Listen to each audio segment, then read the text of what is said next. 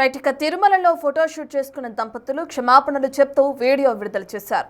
ఆలయం ముందు ఫోటోలు తీసుకోకూడదని తమకు తెలియనందువల్లే అక్కడ ఫోటోలు తీసుకున్నామన్నారు. ఇది తప్పు అని తెలిసిన వెంటనే అన్ని ఫోటోలను డిలీట్ చేశామన్నారు.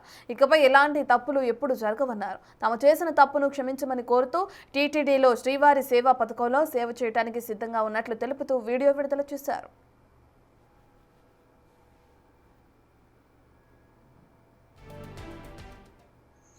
வணக்கம். என்னோட பேர் வந்து திருமால். நான் திருவண்ணாமலையில் இருக்கேன்.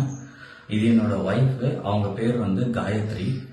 எங்களுக்கு நேற்று வந்து கல்யாண வேதிக்கால வந்து திருமணம் நடந்துச்சு. டிடிடி தேவஸ்தானத்தோடது கல்யாண வேதிக்கால. நேற்று கல்யாணத்துக்கு முன்னாடி வந்து நாங்கள் ஃபோட்டோ எடுத்திருந்தோம். அது வந்து எங்களுக்கு தெரியாது அங்கே எடுக்கக்கூடாது அப்படின்ட்டு. அதுக்கு நாங்கள் வந்து மன்னிப்பு தெரிவிச்சுக்கிறோம். இனிமேட்டு அந்த மாதிரிலாம் இது பண்ண மாட்டோம்.